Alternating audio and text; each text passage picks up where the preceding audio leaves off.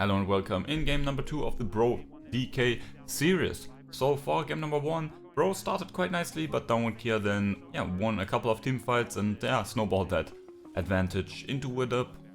Pretty straightforward, never letting go once they got about 4k gold lead with the use of multiple barons and the Infernal Soul.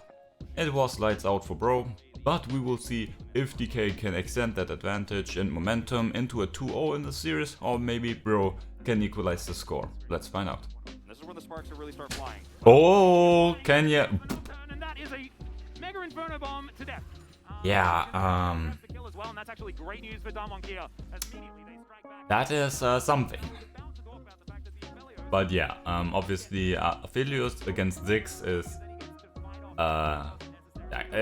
if we're being honest, it's like nearly completely unplayable, right? Three members here from Deokdam. Wanting to try and lock this one down. They may actually just kill Shelly as the hook is going to connect, and it's going to be the Nocturn falling down. I mean, kill for Shirley. Not exactly the same amount of money as if they had been able to hold on to the shellfish as well. So Freddit Brion do manage to get a kill. So it's not entirely worth in gold, but obviously if Canyon is dead, he's not farming, and in that sense, it's actually not that bad. Really struggling to get back to his turret, and we're gonna have a nice angle here. And now in the end they still get one plate. So one plate and a kill, I think that's actually worth in terms of what you get out of it. Uses his ultimate to get some of those minions. Yeah, the cannon is going to be there. Oh yeah, that's... But can they find a kill as well? And absolutely they can. Yeah. Ooh, Morgan. Ooh, and Hannah is also there with the perfect guns, but yeah, without the light there's so much CC missing, and that in the end it turned out to be like a free delivery of like food.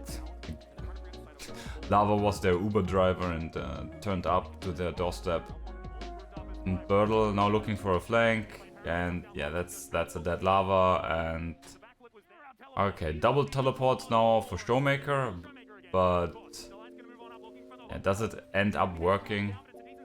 So Canyon dies, Showmaker also dies, and Deokdam should die as well. A nice series of events there for Bro. Okay, like if Bro doesn't get this Drake, I think they just flat out lose. I think for them there's no way back into this game.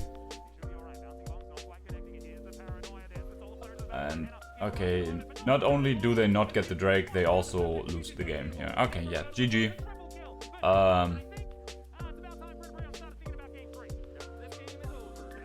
Now, that's exactly like what we saw in small instances prior to this. If everyone on Bro just gets hit by the ultimates of Deokdam, or if they just stand around, right? It's not that they can do too much against all the AoE damage and CC from Deokdam. So, and yeah, it's just that easy. Press R, kill Hannah, which is super easy. Like here, Mega Inferno Bomb. No. Ooh, but they didn't kill Hannah this time. So this is a fight Bro can look to take.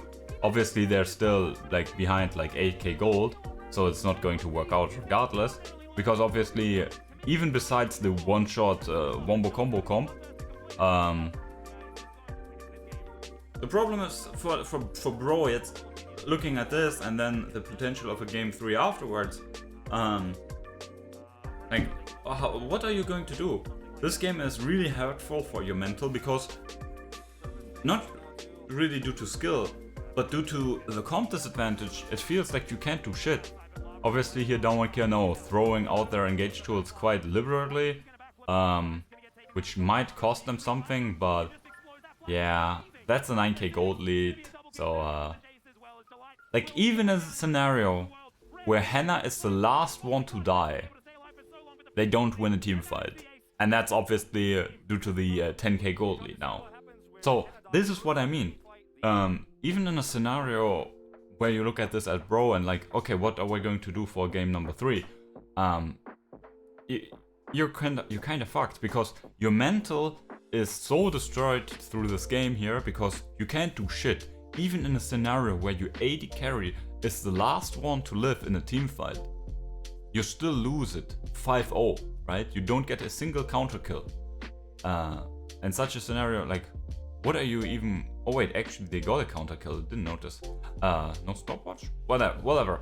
So, with such a like devastating game, right, where even in a like prime team fight, you are losing 5-1. This will be so bad for your mental. You will think it's your mechanics, it's your skill that is the problem, which I wouldn't really say that is. Like, we saw good mechanical moments from Bro. It's not that they're like misplaying massively. It's just that they're in a losing position time and time again due to their draft, right? Even with a larger like lead through early outplays, wouldn't have mattered.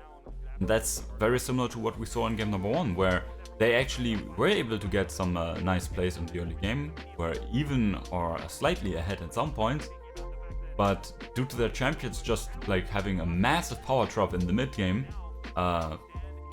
they were just run down. And yeah. Birdle has 2 stopwatches. Yeah, good for him. Buys a lot of time.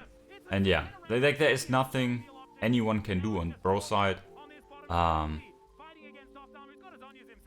The problem is obviously the Aphelios into Ziggs matchup. That's like the biggest problem of them all. Add to that the Aphelios is their only damage source. So yeah, bye bye. Yeah, Canyon needs to go to the toilet after shitting so hard on them. So yeah. That was a good game from down one. Obviously they drafted really nicely, got a massive advantage there. And then, even though the early few minutes were a bit... but it was more Bro finding some nice plays in the laning phases, some nice rotations, so I wouldn't fall down one for that.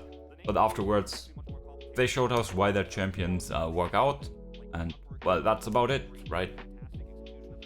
There's nothing much more to add. So yeah, that's about it. We see each other in game number 3. Can Downward Care close out the series 3-0? Or is Freddit Brion able to make a comeback? We will see. Till then.